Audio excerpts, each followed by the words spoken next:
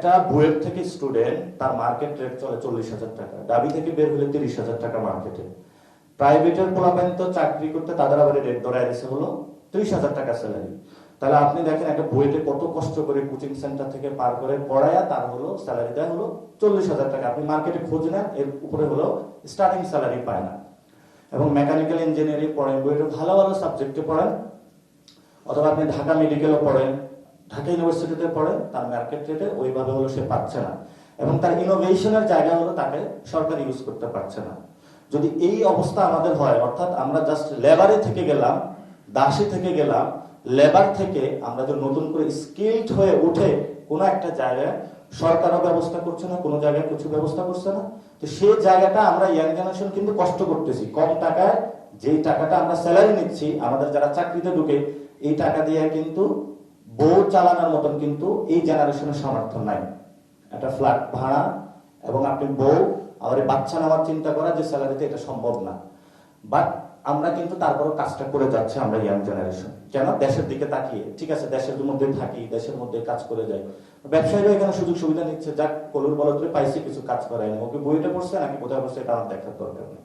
তো এই ইন্ডাস্ট্রি, আমাদের লেবার ইন্ডাস্ট্রি, আমাদের স্কিল ইন্ডাস্ট্রিতে যাবো, তো সেই ক্ষেত্রেও আমাদের আছে যে আমাদের যে এসএমই যারা আছে আমরা তাদেরকে উঠাইতে চাই। আমরা চাই না যে বইয়ের থেকে বের হয়ে আপনি 40,000 টাকার কাছে আপনি ব্রেনটা বিক্রি করে দেন। We want to become you businessman. আপনি বিজনেসম্যান হন, তাহলে বাংলাদেশে যারা এসএমই বিজনেস ওনার আছে তাদের কি হয়েছে গত 15 বছর? তারা পুরো ধ্বংস হয়ে গেছে বাংলাদেশে। বড় বড় 10, 20, 30টা 40টা গ্রুপের কাছে সবকিছু অ্যাকুমুলেটেড হয়েছে, এবং র ম্যাটেরিয়ালস গুলো হলো, ঠিক আছে বাংলাদেশের কেউ যদি র ম্যাটেরিয়ালস বিক্রি করে ওর কাছে আনা যাবে না, বিদেশ থেকে যায়, ইন্ডিয়া থেকে নিয়ে আসতে হবে। এখানে হলো, এখানে আমাদের চাষি যারা আছে আলু নষ্ট করে দিচ্ছে, টমেটো নষ্ট করে দিচ্ছে, কিন্তু আপনি দেখবেন এই যে পেঁয়াজ চাষিরা হলো নষ্ট করে দিচ্ছে, আবার এগুলো পেঁয়াজের জন্য আমি ইন্ডিয়া হলো যে হাত বাড়াচ্ছি। তাহলে এই যদি আমাদের ইকোনমিক পরিস্থিতি হয়, সে জায়গায় আমরা বলছি যারা এসএমই আছে আমরা তাদেরকে উঠাবো, এবং ন্যাশনাল বুর্জো আছে আমরা তাদেরকেও ক্রিয়েট করার চেষ্টা করব। আর আমরা গ্লোবাল অর্ডারে যেটা, যেহেতু চায়না বিল্ড করে, ইউএস হলো বাইং করে, এবং আমাদের সেই জায়গাতে আমরা একটা কানেক্টিং পয়েন্ট ডটের মধ্যে কাজ করতে চাই। অর্থাৎ আমরা এখানে এনে স্কিল লেবার দিয়ে সেখানে হলো ভ্যালু এডিশন করে আমরা ওই মার্কেটগুলো গ্র্যাব করতে চাই। আমরা সেই জায়গায় ইয়াং জেনারেশনকে নিয়ে ইনশাআল্লাহ কাজে নেমে পড়েছি, ভবিষ্যৎ আরো করবে আপনাদের পরামর্শ নিয়ে। আমরা ন্যায্য এবং সমতার ভিত্তিতে একটা রিজিওনাল স্টেবিলিটি চাই, কারণ আমার 3 দিকে হলো ইন্ডিয়ান বর্ডার, আর একদিকে হলো আমার সমুদ্র। এখন সমুদ্রের যে ফ্রেট আছে, যে কস্ট যে ব্যবসায়ীদের কাছে যাবে, এটা যদি হুতিদের আক্রমণে ইয়েমেনে বন্ধ হয়ে যায়, সুয়েজ খালও বন্ধ, স্ট্রেট অফ হরমুজও বন্ধ, তাহলে আমি গ্যাসটা পাবো কই? কাতার থেকে। তাহলে আমার এখন ডিজেলটা হলো এখানে হলো ইন্ডিয়া থেকে হয়ে আসতেছে, অর্থাৎ ওইখানে যে পাইপলাইন তারা ওই দিক থেকে নিয়ে এসে এখানে তাদের দিচ্ছে, তাদের সাথে রিজিওনাল একটা আন্ডারস্ট্যান্ডিং আছে।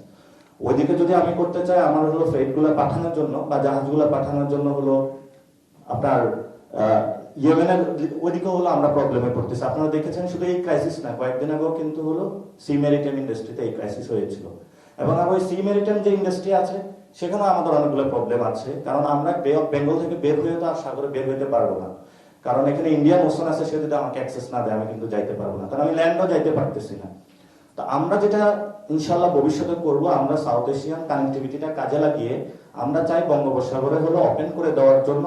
তাহলে আমরা ইনশাল্লাহ ভবিষ্যতে আপনিও আপনার 7 সিস্টার্সে গিয়ে কাজ করেন, আমাদেরকে ইন্ডিয়ান ওশান হলো আমাদেরকে দেন। এমন না যে আপনি ইন্ডিয়ান ওশান হলো আমাদেরকে বাধা দিবেন, আপনি 7 সিস্টার্সে পণ্য নিতে চেষ্টা করবেন। তো সেই জায়গায় আপনি আমাদেরকে অ্যাক্সেস দিলে আমরা ভুটান থেকে, চায়না থেকে মোটামুটি এই জায়গায় আমাদের অনেক ভাড়া কমে যাবে। আমরা এই জায়গায় ফুল মার্কেট সাউথ এশিয়া থেকে ইউরোপ পর্যন্ত যেতে পারবো। আমরা এই বঙ্গোপসাগরটা জায়গাটা কাজে লাগাতে চাই, যেটা আমাদের বড় একটা আল্লাহ আমাদেরকে দান দিয়েছে, এবং সেই জায়গাতে ইনশাল্লাহ আমরা কাজ করতেছি। বাংলাদেশের অনেক ইয়াং জেনারেশন এই বিষয়ে অ্যাক্টিভ হয়েছে, তারা কাজ করতেছে, কিন্তু সাথে সাথে আমাদের যে ল্যান্ডের অ্যাক্সেস সেটা আমাদের এখন অনেক কম, সেটাও আমরা এক্সপ্যান্ড করতে চাই। সেই জায়গাতে হলো ইন্ডিয়ার সাথে বাংলাদেশের যে বাইলেটারাল ইস্যুগুলো, যেগুলো প্রবলেম লাগিয়ে রেখেছে, সেগুলো আমরা সমাধান করতে চাই, তো ন্যায্যতা এবং সমতার ভিত্তিতে।